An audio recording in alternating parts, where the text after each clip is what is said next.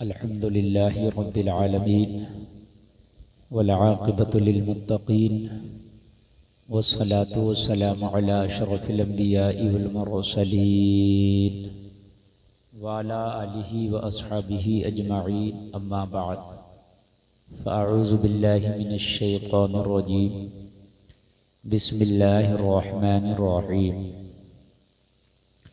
या अय्युहन्नासु इत्तक़ू रब्बकुमुल्लज़ी खलक़कुम मिन नफ्सिन वाहिदा व खलक़ मिनहा ज़ौजहा व बस्स मिनहुमा रिजालन कसीरन व निसाअ वत्तक़ुल्लाहल्लज़ी तसाअलून बिही वल अर्हाम इन्नल्लाह काना अलैकुम रक़ीबा। आमन्तु बिल्लाहि सदक़ल्लाहुल अज़ीम।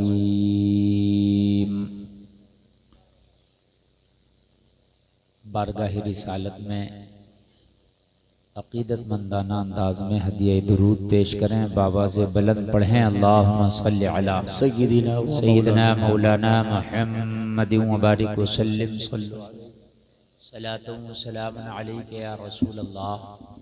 जोर से बोलें सल्लल्लाहु अलैहि वसल्लम। मोहतरम हजरात, ये मुस्तफ़ा के ज़िक्र की महफिल है। आप हजरात जिस महफिल में आए हैं ये बहुत बड़े की महफिल है। इतने बड़े की महफिल है कि आला हजरत ने उनका बड़प्पन जब बयान किया तो बोले सबसे आला व आला हमारा नबी, सुभान अल्लाह, सुभान अल्लाह। सबसे वाला व बाला हमारा नबी, सारे ऊंचों में ऊंचा समझिए जिसे है उस ऊंचे से ऊंचा हमारा नबी। आवाज़ बढ़ाओ ऑपरेटर साहब ज़रा, थोड़ा सा आवाज़ थोड़ा सा इसका बढ़ाइए। हाँ वापसी बस, हाँ तेज़ रखिए, वापसी में कमी नहीं आनी चाहिए।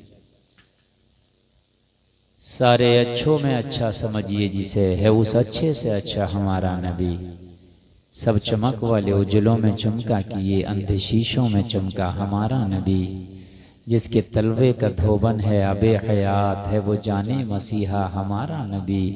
कौन देता है देने को मुँह चाहिए, देने वाला है सच्चा हमारा नबी। और आला हजरत फरमाते हैं कि गमज़दों को रज़ा मुज़्दा दीजिए कि है बेकसों का सहारा हमारा नबी। हजरात बहुत बड़ी महफिल है ये। आज जिनकी शादी है मैं उन्हें भी मुबारकबाद पेश करूंगा कि उन्होंने अपनी शादी के मौके पर उनके घर वालों ने दुनिया का कोई हराम काम ना करके, फजूल लग़्व काम ना करके अल्लाह उसके रसूल के ज़िक्र की महफिल को सजाया है। अल्लाह ताला दूल्हा दुल्हन की ज़िंदगियों में बहारें पैदा फरमा दे और इनकी ज़िंदगियों में मेरा मौला बेपनाह खुशहालियाँ अता फरमा दे। काफ़ी देर से ये प्रोग्राम चल रहा है और आपने अच्छे अच्छे शोरा को, खुतबा को सुना। मुझसे पेशतर अभी बेहतरीन नातिया कलाम ज़ुबैर रज़ा हस्सानी भाई से आप समात कर रहे थे और झूम रहे थे। फिर आपने सुफियान साहब की बेहतरीन नज़ामत, बड़े अच्छे अशार जोशीले अंदाज में समात की। बहुत अच्छा और कामयाब प्रोग्राम ये चल रहा है। आखिरी कड़ी के रूप में मैं तकरीबन आपके सामने हाजिर आया। अब थोड़ी देर मुझे भी बर्दाश्त करें और सुने, और उसके बाद फिर ये दुआ पर हमारी महफिल इख्तिताम इसका हो जाएगा। और दुआ जो है वो इबादतों का मग़ज़ है, दुआ में फल मिलता है। किसान पूरी 6 महीने अपनी फसल को मेहनत करता है, पालता है, लेकिन फिर जब कटाई का नंबर आता है तो फिर उसको फल मिलता है। ऐसे ही हमारी महफिलें हैं, ये हमारी फसल है। जब दुआ का नंबर आता है तो हमें इसको फल मिलता है। दुआ किया करो। अद्दुआ मग़ज़ुल इबादत, दुआ इबादतों का मग़ज़ है। और दुआ जितनी छिप के मांगी जाए अल्लाह उतनी ही जल्दी कबूल फरमाता और उतने ही ज़्यादा खुश होता है। हज़रात, शादी ज़िंदगी का एक अहम रुकन है। शादी ज़िंदगी का एक अहम पहलू है। शादी के बग़ैर इंसान अधूरा है। शादी का संगम ये अल्लाह ने बड़ा प्यारा रखा है और बड़ा ज़रूरी। हालांकि नबी की सुन्नत है, लेकिन शादी करना कभी फ़र्ज़ भी है। शादी करना कभी वाजिब भी है, शादी करना कभी सुन्नत भी है, शादी करना कभी नाजायज भी है, शादी करना कभी हराम भी है। समझ रहे हैं आप? और मैं ये मानता हूँ आज के दौर में शादी करना, आज के दौर में शादी करना मेरे हिसाब से तो अगर फर्ज नहीं तो वाजिब की मंजिल में तो आ ही गया। अगर फर्ज भी ना माने तो, लेकिन वाजिब जरूर है। चूंकि अब कुछ पता नहीं कि किसका कदम कब फिसल जाए, कुछ पता नहीं। गुनाह के हालात और गुनाह के आलात बहुत ज्यादा है। अब गुनाह जो है हमारी जेबों तक घुसा दिया गया, और गुनाह करने के लिए कहीं जाने की जरूरत नहीं है। घर बैठे बैठे गुनाह के सारी चीजें आपके सामने ला दी गई। अब गुनाह से बचना बड़ा मुश्किल है, बहुत मुश्किल काम हो गया गुनाह से बचना। तो एक शादी और निकाह एक ऐसा संगम है कि ये गुनाहों से बचाता है, हरामकारी से बचाता है। तो इसलिए मेरी नज़र में इस वक्त निकाह वाजिब तो हो ही गया। मुसलमानों, अब सारे काम बाद में करो, पहले बच्चों के निकाह करो, इसलिए कि अब ये लाजमी हो गया। अगर बच्चे के आप निकाह कर देंगे तो वो बच्चा गुनाहों से बचेगा, वो बच्ची गुनाहों से बचेगी। अगर आप निकाहों में देर करेंगे या उसको अहमियत नहीं देंगे तो आपको पता नहीं है प्यारे आका जनाबे मुहम्मदुर रसूलुल्लाह सल्लल्लाहु ताला अलैहि वसल्लम ने 11 निकाह फरमाए, जबकि उम्मत के लिए 11 नहीं है, वो मेरे नबी का खासा था। लेकिन निकाह करके मेरे नबी ने फरमाया सिर्फ एक अम्मी आयशा है जो कुंवारी थी जिनसे मेरे नबी ने निकाह फरमाया, बाकी कोई बेवा है, कोई किसी तलाक याफ्ता है, किसी के शौहर का इंतकाल हो गया। मेरे नबी ने निकाह करके ये पूरी दुनिया को पैगाम दिया। निकाह एक सहारे का नाम है, यानी वो लड़की कि जिससे निकाह हो रहा है उसको तुम सहारा भी देते हो और पूरी जिंदगी के लिए तुम्हारी लाइफ पार्टनर बन जाती है, वो शरीक हयात कहलाती है। पूरी जिंदगी उसके अखराजात आप बर्दाश्त करते हो। मालूम है ये भी एक इबादत है। अगर आप अपने अहलो अयाल के अखराजात, अपनी बीवी बच्चों के अखराजात बर्दाश्त करते हैं तो ये भी इबादत है। अगर कोई हलाल तरीके से कमाए और हलाल तरीके से कमाने के बाद अपने बच्चों का पेट पाले, अपने घर वालों अहलो अयाल पर खर्च करे, ये भी इबादत है। इसे आप ये ना समझे ये इबादत से कम नहीं है, ये भी बहुत बड़ी इबादत है। तो कान खोल करके सुने जलसे में आने वालों, शादी बड़ा एक अहम सुन्नत है मेरे मुस्तफा की। मेरे नबी ने पैगाम दिया सहारा देना। देखो बेवाओं से निकाह किया सहारा था, कमजोरों से निकाह किया सहारा था। मेरे नबी ने जिनके शौहरों का इंतकाल हो गया उनसे निकाह किया सहारा था। क्यों? इसलिए कि मुस्तफा ने फरमा दिया शादी सरापा सहारा है, शादी सरापा सहारा है। आज हमने शादी को उल्टा कर दिया, जिसने शादी कर ली वो सहारा नहीं बल्कि उसके लड़की के घर वाले कुछ दिन तक तो बेसहारा हो जाते हैं। हमने शादी को इतना हार्ड कर दिया है, लड़की के घर वाले बता रहा हूं कुछ दिन तक तो बेसहारा हो जाते हैं, क्योंकि जितना पैसा था वो लगा दिया और फिर उसके बाद कर्जा ले लिया, हो गया कि नहीं हो गया बेसहारा। इसलिए निकाह सरापा सहारा है, सरापा सहारा है निकाह। इसको सहारा बनाओ, निकाह को सहारा। और जिसने निकाह को सहारा बना लिया फिर उसे सहारा मेरा रब देगा।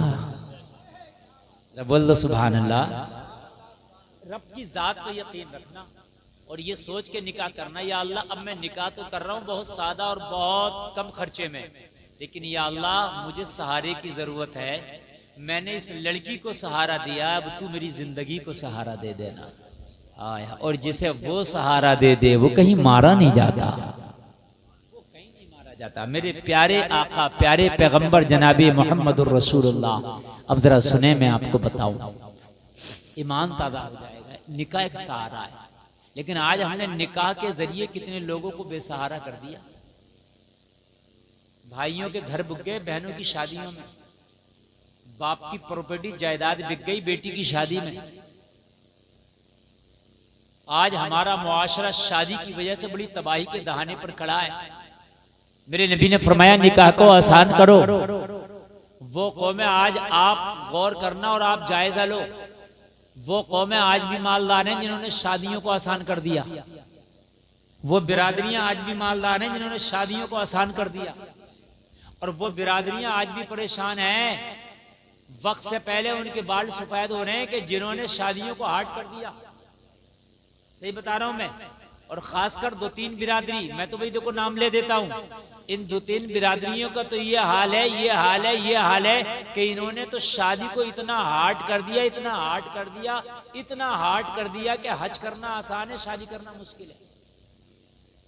हज 2 तरह से मुश्किल होता है, एक तो पैसे की वजह से और दूसरा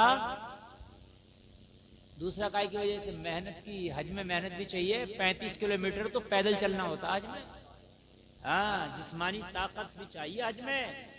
35 किलोमीटर तकरीबन पैदल चलना है हज में। अगर सारे अरकान लगाएंगे तो आप, तो हज बड़ा मुश्किल है, मगर शादी उससे मुश्किल है।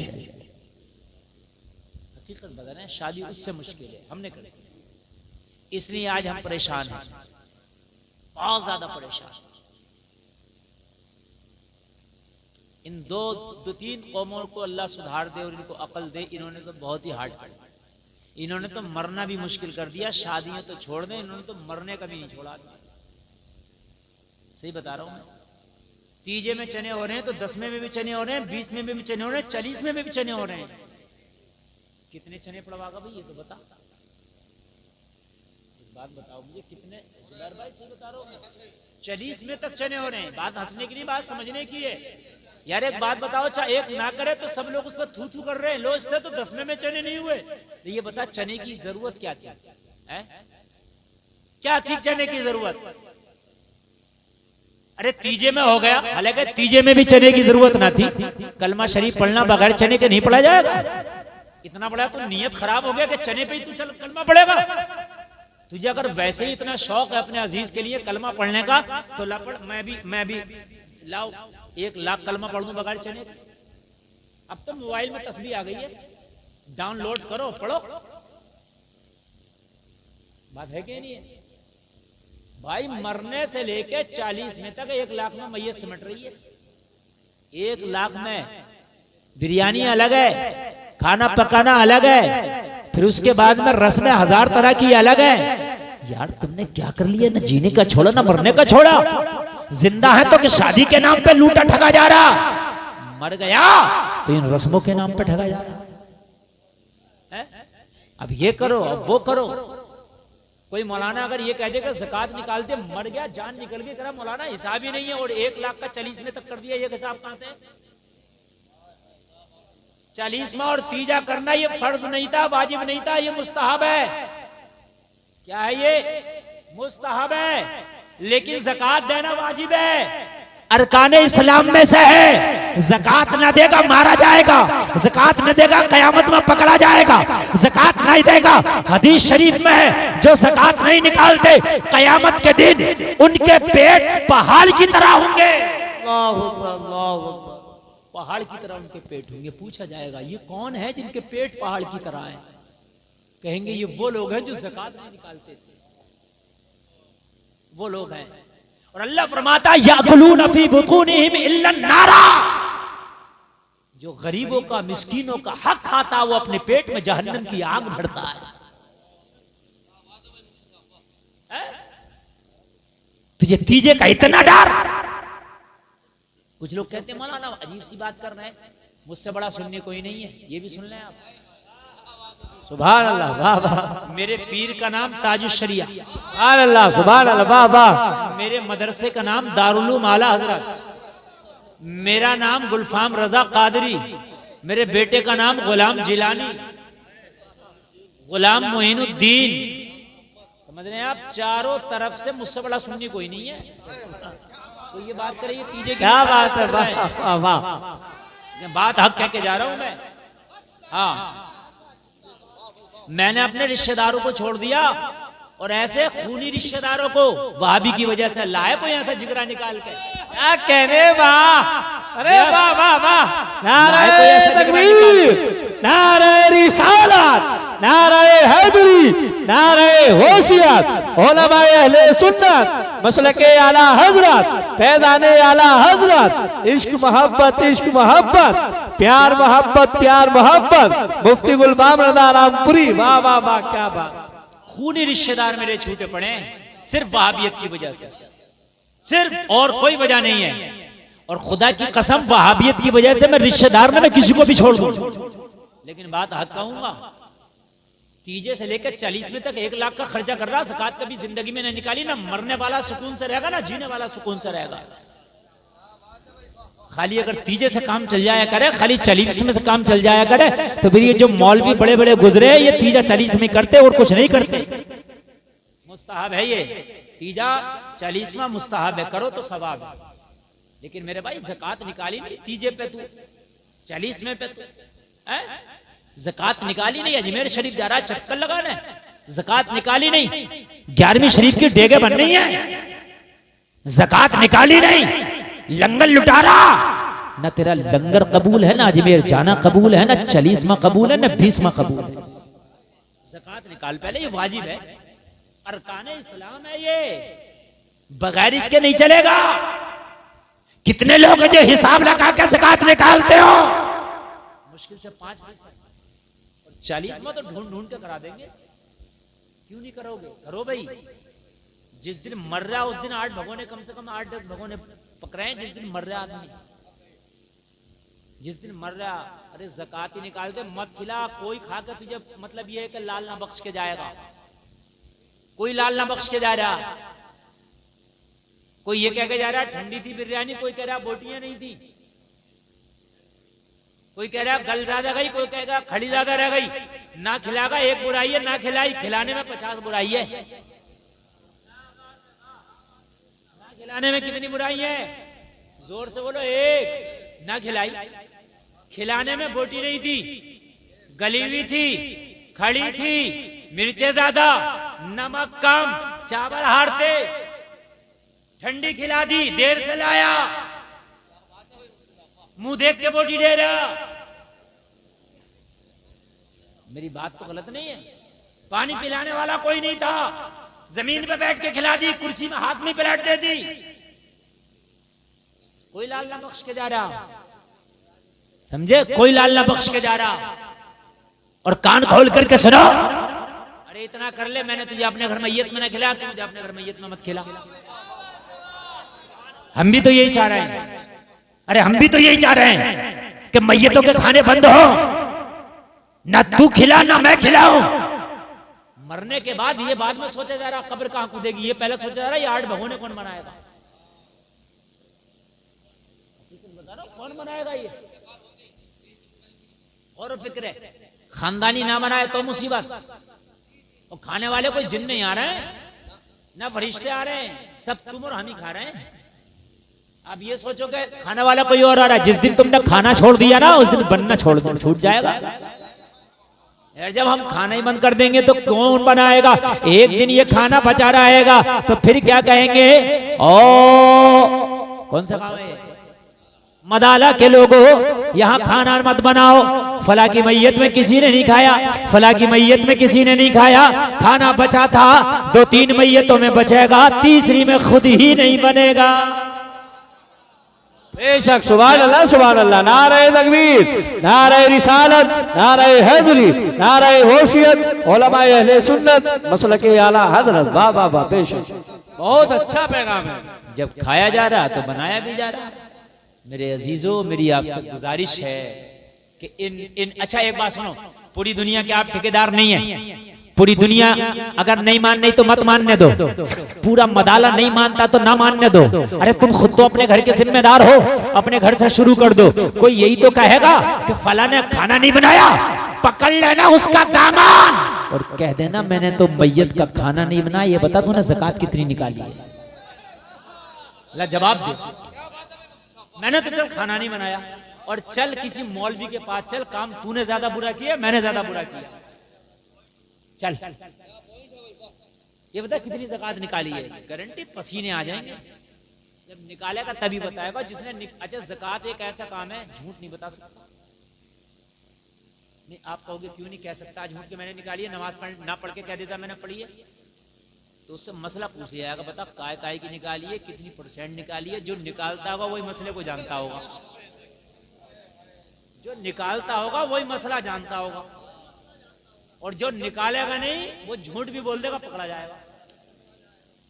किस किस चीज की निकाली है, कितनी निकाली है, क्या कटिंग करी है, क्या कटिंग नहीं करी है ना, किस माल की अहमियत क्या लगाया है, समझ रहे हैं आप? कौन कौन समाज जरा मुझे बता।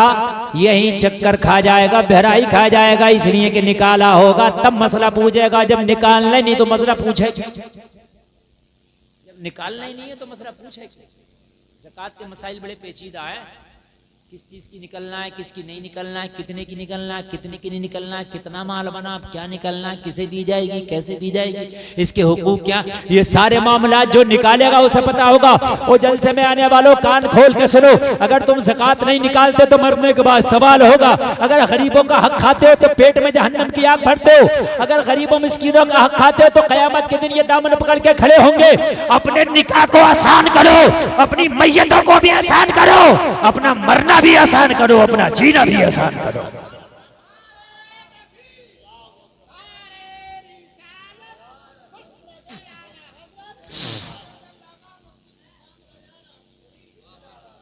और ये मरना और जीना आसान होगा कैसे? ये मरना और जीना आसान करने के लिए कोई बॉलीवुड नहीं आएगा, इसके लिए मैं दुनिया की कोई हिस्ट्री खंगालना नहीं पड़ेगी। मौत और जिंदगी को आसान अगर बनाना चाहते हो तो मेरे मुस्तफा की सीरत को पढ़ लो, मेरे मुस्तफा की जिंदगी को पढ़ो, मेरे मुस्तफा के अहकाम को पढ़ो। मेरे नबी ने क्या फरमाया है, जो मेरे नबी के अहकाम को पढ़ोगे मरना भी आसान और जीना भी आसान, दोनों आसान। यहाँ तो न शादियां आसान है, यहाँ तो न मैयतें आसान है, यहाँ तो दोनों बड़ा मुश्किल होता चला जा रहा। लोगों कान खोल के सुनो, बड़ी थोड़ी सी जिंदगी है, इस छोटी सी जिंदगी में टेंशनों का पुलंदा सर पे से उठा के रख दो। आज जो लोग अपने निकाह को आसान करते हैं, शादियों को आसान करते हैं, आज वो बड़े बड़े कारोबारों के मालिक हैं, बड़े बड़े बिजनेसों के मालिक हैं। जाओ मुंबई चले जाओ, तुम्हें यकीन ना हो, महाराष्ट्र चले जाओ, बेंगलोर चले जाओ, कर्नाटक चले जाओ, बड़े बड़े करोड़पति, बड़े बड़े अरबपति मैंने देखा कि सादा निकाह करते हैं, उनकी कोई लंबी चौड़ी बारात नहीं होती, अपने घर पे वलीमा करते हैं, अपने घर पे मेहमानों को बुला के खाना खिलाते हैं। मगर जितने वो अमीर हैं, तेरा पूरा ये गांव मदाला इतना अमीर नहीं, एक एक सेठ तेरे पूरे पूरे मदाले को खरीद लेगा। क्यों? इसलिए कि उन्होंने नबी की सुन्नत को अपनाया है, नबी की जिंदगी को अपनाया है, अल्लाह ने उनकी जिंदगियों को आसान कर दिया है। देखिए, एक तो टाइम बहुत तेजी से बढ़ रहा है, टाइम बहुत तेजी से बढ़ रहा है और 2 बजने वाले हैं, और मेरा टारगेट ये था कि 2 बजे मैंने तकरीर खत्म करना है। तो इसलिए आप बड़ी मोहब्बत के साथ अपनी बातों को सुने। और आप नहीं, मैं 2 लोगों से बोलूंगा, तुझे पकड़ के वहां फेंक देंगे, नलायक नहीं तो समझता कि नहीं समझता मेरी बात को, बदतमीजी की तूने हद कर दी है।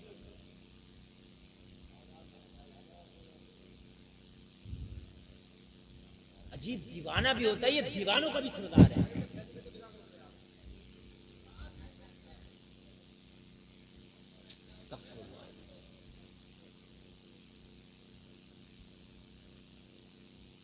ये पागल है।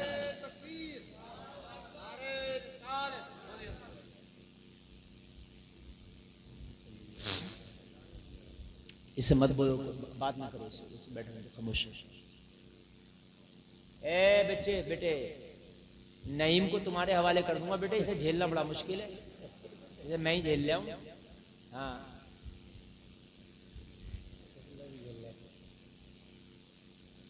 मेरी जो अच्छा ये खुद बताओ, आप तकरीर बहुत काम की चल रही है नहीं चल रही है?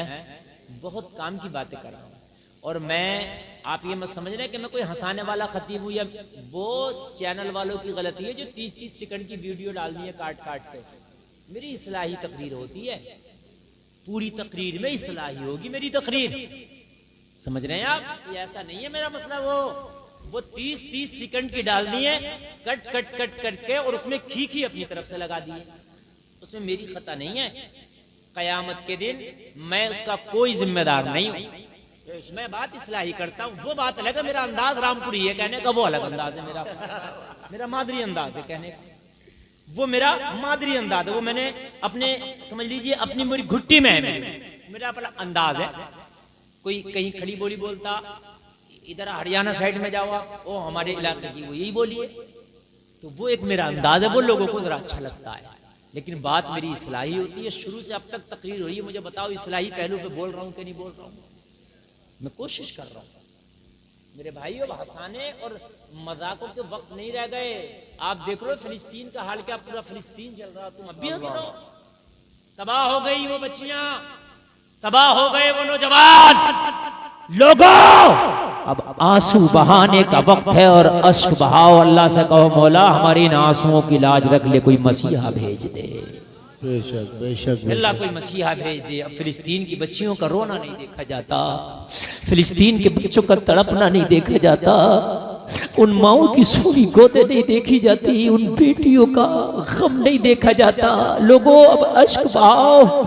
अगर क़यामत के दिन फिलिस्तीन की बेटियां इन अरब के हुक्मरानों के जब दामन पकड़ के झंझोड़ के कहें मौला हमारे ऊपर बम फेंके जा रहे थे, मगर ये अरब के हुक्मरान खामोश बैठे थे, इनके मुंह की ज़बानें गूंगी हो गई थी। जब वो अरब के हुक्मरानों के दामन पकड़े तो कहीं हमारा दामन भी ना पकड़ ले। या अल्लाह, ये दुनिया के नाच गानों में मशगूल थे, हमारा गम इन्होंने भी नहीं देखा था।